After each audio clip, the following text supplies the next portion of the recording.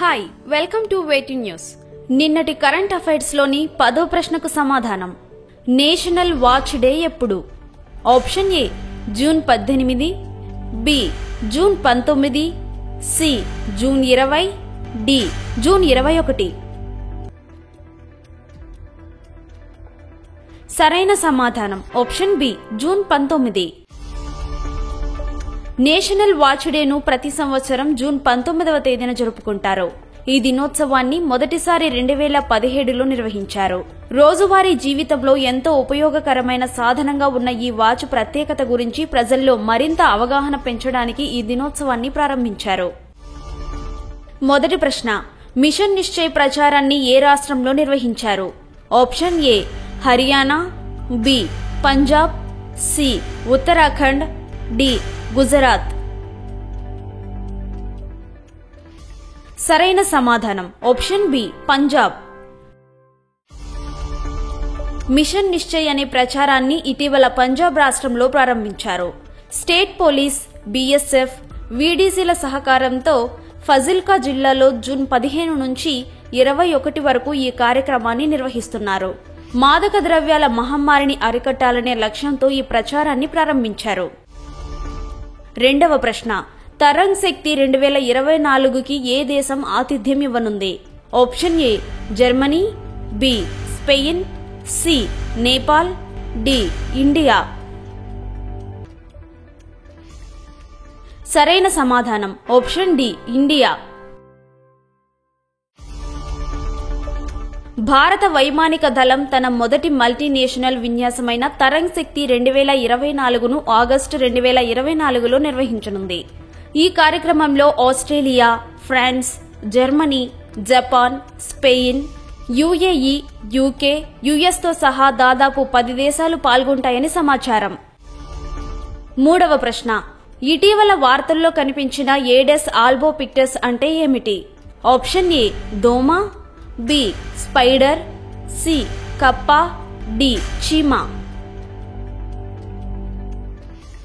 సరైన సమాధానం option A దోమ. ఏడెస్ ఆల్బోపిక్టస్ అనేది ఓ దోమ రకానికి చెందినది. దీన్ని ఆసియన్ టైగర్ దోమ అని కూడా అంటారు. EU ఆరోగ్య సంస్థ ప్రకారం ఈ దోమ వృద్ధి చెందడానికి వెచ్చని పరిస్థితులు సహాయపడుతున్నాయి. ఫలితంగా డెంగ్యూ, చికెన్ గున్యాల వంటి వ్యాధులు సోకుతున్నాయి. నాలుగవ ప్రశ్న, మత్స్య 6000ను అభివృద్ధి చేసిన సంస్థ ఏది?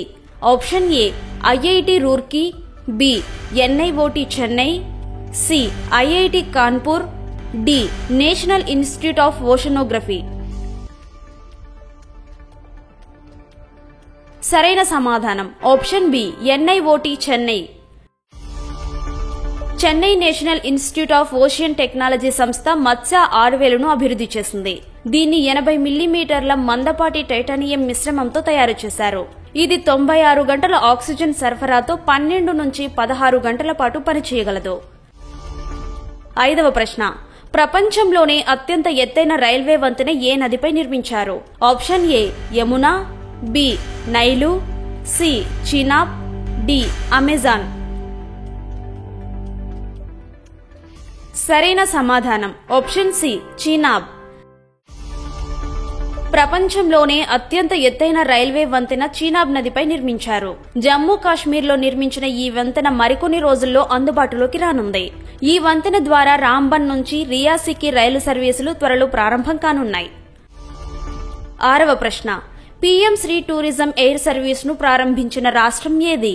Option A Rajasthan, B Madhya Pradesh, C Gujarat, D Uttarakhand. సరైన సమాధానం option B Madhya Pradesh. PM Shri tourism air service ను ఇటీవల మధ్యప్రదేశ్లో ప్రారంభించారు. ఆ రాష్ట్ర ముఖ్యమంత్రి మోహన్ యాదవ్ జూన్ 13వ తేదీన ఈ సర్వీసును ప్రారంభించారు.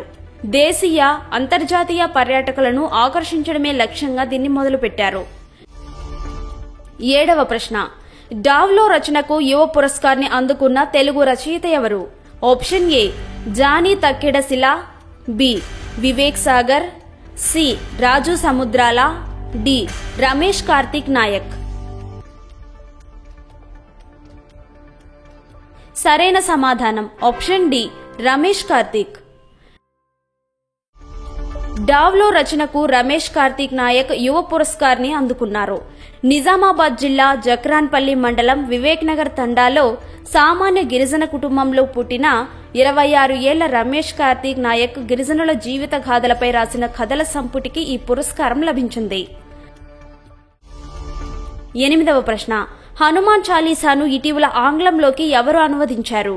Option A Sanju Nayak, B Doppler Thomas, C Kamalnath, D Vikram Seth.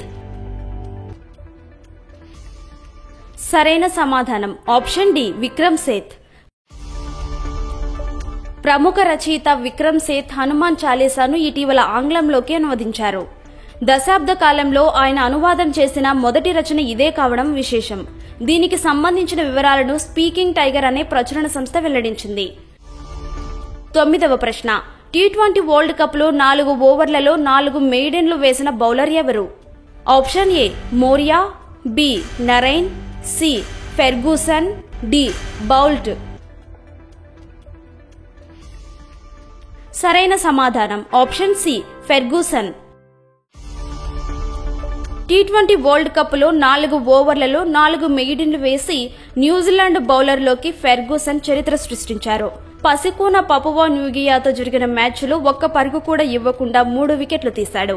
ఈ మ్యాచ్లో న్యూజిలాండ్ ఘన విజయం సాధించింది. 10వ ప్రశ్న, ప్రపంచ శరణార్థుల దినోత్సవం ఎప్పుడు? Option A June 18, B June 19, C June 20, D June 21.